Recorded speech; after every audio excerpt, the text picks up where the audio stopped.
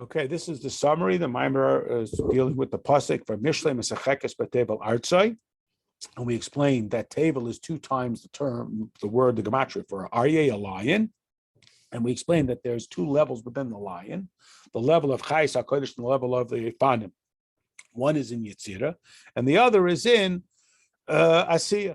And this exists also within the human being. There are people who are more Yetzirah-like, they're more fleshed out, more detailed, and there are others who are more Asiya, that they don't have this analysis and this understanding of Hashem, but even they can bring about the roar of the lion. Both of them bring about this misachekes, this joy before Hashem. And this is like we say when it comes to Shema, which Shema means to understand. So there's 2 ways that it can bring to be a hafta. One is through simple understanding, brings that I love Hashem. And the other is that I simply know about it, and therefore I have love for Hashem. And again, this represents the 2 levels of the Efanim and the Chayes HaKodesh, that some people achieve it through study of Torah, and those who are not at that level that their study of Torah brings to this type of awareness of Hashem, they reach it through the execution of mitzvah actions. Then we had the beer on the mimer from earlier. This is on Daf Yutes Amud Aleph. It says, "V'hay etzlei aman," I was for him like a nursemaid. So we explained that Sfiras HaOmer, we can further break it down into the 44 days post-Pesach.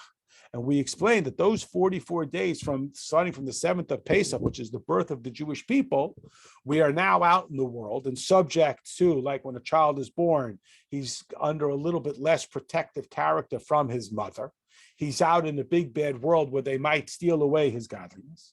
So the 5 days of the Omer that precede that are overwhelming him with chesed. So when he goes out into the world, he can have the capacity to sweeten up the Gevuros, those forces that may attempt to attack him.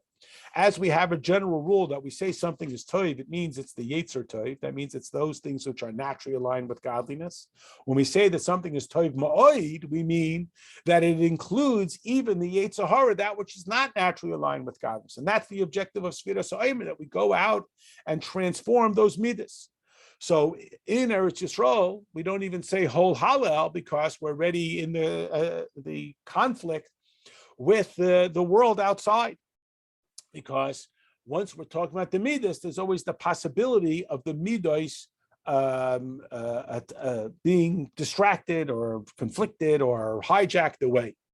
And then we went on to describe the pasuk in Mishle that will be for him like play. And we talked about David HaMelech, who describes Torah as miros hayalichu kecha. And why was he criticized? Because midas is just like a repeating melody, and it doesn't highlight the individuality of each mitzvah. And this helps us understand why it says regarding Matan Torah that pircha neshmasa, their souls left their bodies, I'll call dibur or dibur. Why I'll call dibur v'dibur? Why not just once? Because each dibur was a different level of expressing Hashem's desire. And David HaMelech is thus criticized because he grouped them all as one to simply be zmiros, like one repeating melody. And we explained a little bit the difference between tainig and ratzon. Tainig is the ultimate alignment with our desire, and ratzon is the way in which it is implemented, with a simple analogy that a person's ratzon is to go to his job, to go to his marketplace. But his tainig is the profit that he's going to accumulate as a result of this.